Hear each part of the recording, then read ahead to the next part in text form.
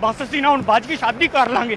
और रोक गल सुन मेरी, ओए वेख तेरा जॉइनिंग लेटर आया, मुबारक होवे तैਨੂੰ गवर्नमेंट ਦੀ ਨੌਕਰੀ ਲੱਭ ਗਈ ਹੈ। ते गवर्नमेंट दी नौकरी लभ गई है। ਦੇਖਿਓ ਜੀ ਪਲੀਜ਼ ਮੈਨੂੰ ਛੱਡ ਕੇ ਨਾ ਜਾਇਓ, ਮੈਂ ਤੁਹਾਡੇ ਪਿੱਛੇ ਆਪਣਾ ਸਾਰਾ ਘਰ-ਬਾਰ ਛੱਡ ਕੇ ਆਈ ਹਾਂ।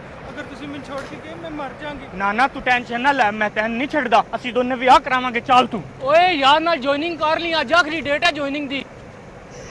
ओ भाई जी ए नौकरी जावे भाड़ विच।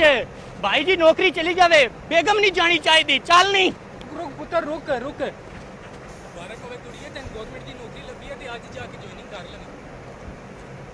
ओए किथे चली है? चल जा, तो तेरे वर्गे 36 आणगे 36 जाणगे, लेकिन नौकरी बार बार नहीं लभदी।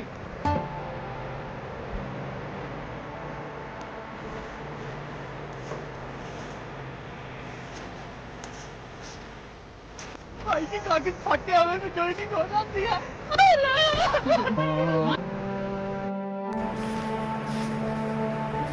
निशबा मेरी अम्मी का एक्सीडेंट हो गया रास्ते विच। मेरी सस, हाय अम्मी जी।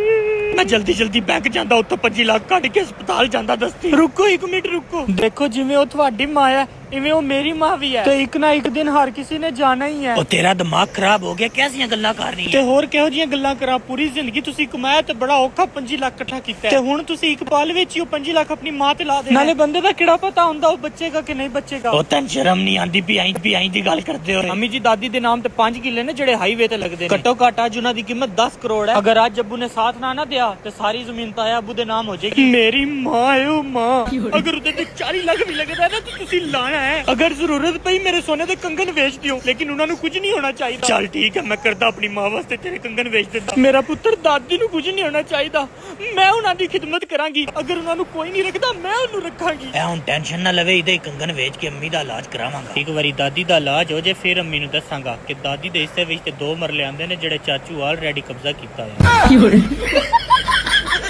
छड़ना नहीं है। ओए ओ देखी फड़ लो इनू।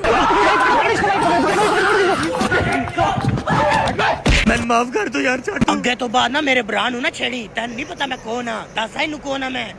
एदा नाम लाडी है, इनू पिछले 4 साल तो बवासीर है। ओए ऐ नहीं दसना सी, ओ तू दस यार इनू मेरे बारे च। ਵੱਡੇ ਤੋਂ ਵੱਡੇ ਹਸਪੀਟਲ ਵਿੱਚ ਭਾਈ ਨੂੰ ਲੈ ਕੇ ਗਏ ਆ, ਲੇਕਿਨ ਭਾਈ ਦੀ ਬਿਮਾਰੀ ਦਾ ਇਲਾਜ ਨਹੀਂ ਲੱਭਿਆ। ओ यार तुसी दोए रहन दो मेरे बारे च, तू दस इनू अपने बारे च। और तू अजे मैं नहीं जानता, मैं न पूरे जिस्म ते खारिश होई है। ते एक जगह ऐसी भी है जिथे ना दस सकदा ते ना कर सकदा। ओए तू ते चलना है यार, किवें दी गल्लां दसी जा रहे हैं? तू दस यार अपने बारे। हले पिछले हफ्ते पेंडस दा ऑपरेशन होया मेरा, और मेरे एक ऐसी जगह ते दाना निकलिया ना, मेरे को चलिया जा रहा ना बैठिया जा रहा है। ਛੱਡ ਯਾਰ ਤੂੰ ਇਹਨਾਂ ਆਪਣੀਆਂ ਬਿਮਾਰੀਆਂ ਦੇ ਬਾਰੇ ਦੱਸਦਾ ਪਿਆ, ਇਹਨਾਂ ਆਪਣੇ ਅੱਬੂ ਦੇ ਬਾਰੇ ਦੱਸੋ। अब्बू दे बारे च दसदा, ए जेड़ियां साडियां बीमारियां हैं ना, ए सान साडे अब्बू दी वजह तो होईयां। अच्छा इदी अम्मी दी वजह तो होईयां।